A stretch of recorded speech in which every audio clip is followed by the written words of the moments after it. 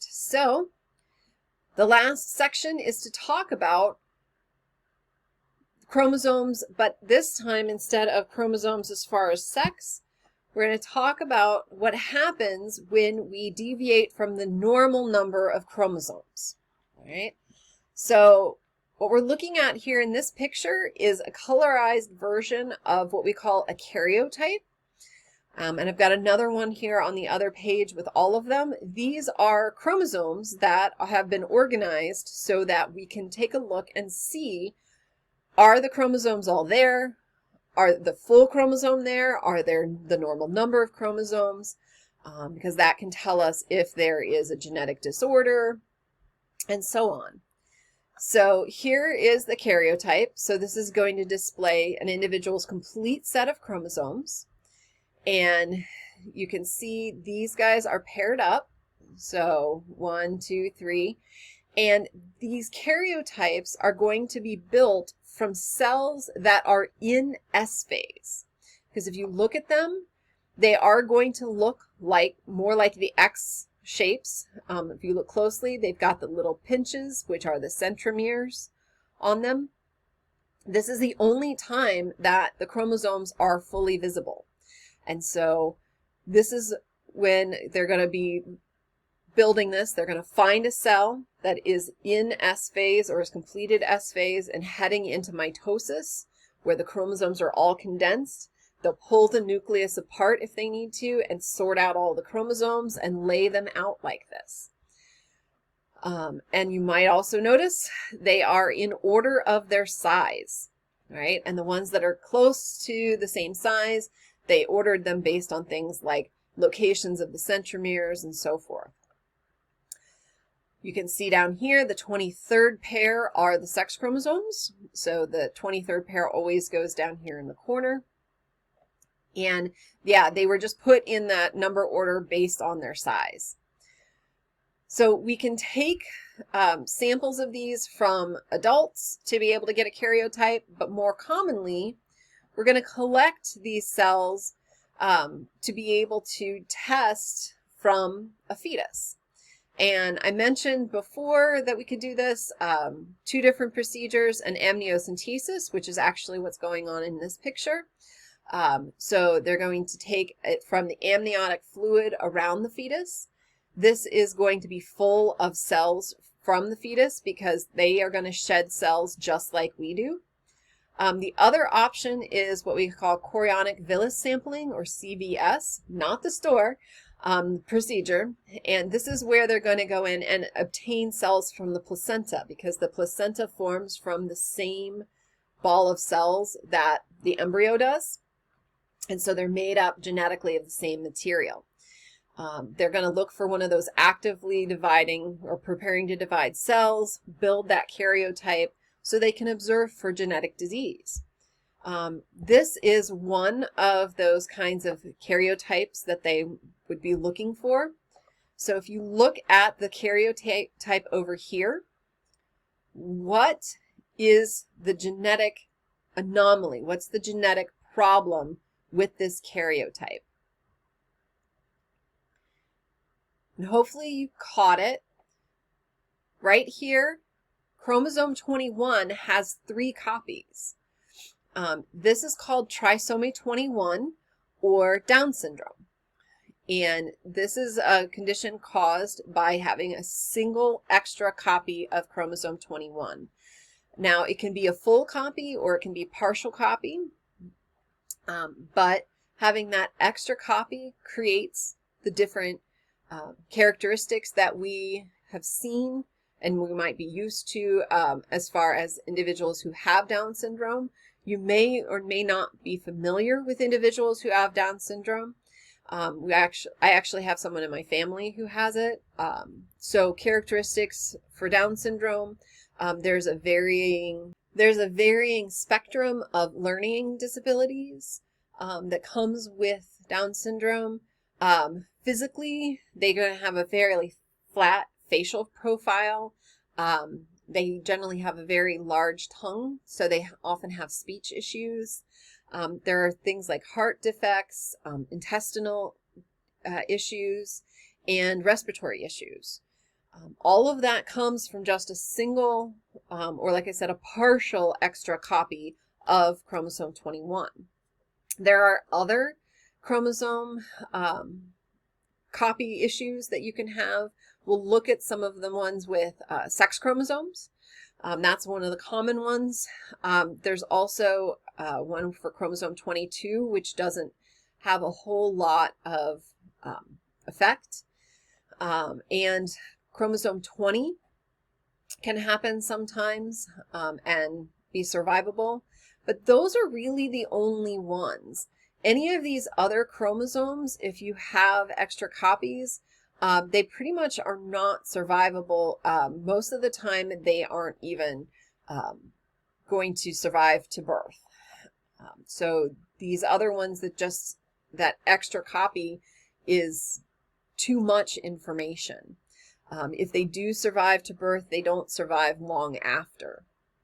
So I think there's some cases of like chromosome 18 surviving for a while, but it's generally these last ones that we see survival for. Now, I'm going to skip that. So how does this happen? So it's a process called nondisjunction that you saw mentioned in one of the previous videos. And this happens when the chromosomes don't get divided correctly during meiosis. And this can happen during meiosis 1 or meiosis 2. Stop that. So you can see here the homologous chromosomes in meiosis 1 have lined up, right, in their pairs in the middle during metaphase. And during anaphase, they get pulled by the spindle fibers, but this pair of homologs didn't get pulled apart, right? So the spindle fibers didn't pull on the light green one, or they didn't let go. So now, when you undergo meiosis 2, the cell on this side is missing a chromosome, and the cell on this side has an extra copy of that chromosome. And so you get gametes that are missing chromosomes, which is one option that you can have, and you have gametes that have an extra chromosome. Right? And this nondisjunction does increase as women age. So we see more disjunctions occurring the older that women get. And that's where the question that just came up was supposed to come up there. So taking a look at this graph right here, what is the probability that a baby born to a 40-year-old woman will have Down syndrome? So this is the graph for the incidence of Down syndrome per 1,000 live births, graphed against the age of the mother. And it is C, so it's about 7 per 1,000.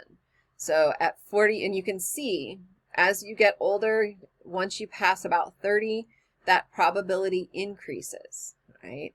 You get to 45, it gets up to 20, right? This is why most doctors recommend women don't have babies past 40 or so, because Down syndrome and these other chromosomal abnormalities increase exponentially once you get past that age. It just has something to do with that division as you get older. All right. So life is possible with too many or too few sex chromosomes. This is one of the few nondisjunctions that seem to have little impact on humans if they're going to be born with them. We see that chromosome 21 has an impact with a single copy, but I'm going to show you these different conditions. I'm not going to ask you to know like all the different information here, but I want you to be familiar with these insofar as, that they can occur. So I mentioned that you can be born with one X and no other sex chromosome. This is Turner syndrome. So you can inherit your X from either parent. So you just have a single X chromosome. There are some visible characteristics for Turner syndrome. So generally they're shorter. They have a web of skin. So what it's talking about is that there's just more material here in this region. And women who have Turner syndrome generally have underdeveloped ovaries, so they're often sterile.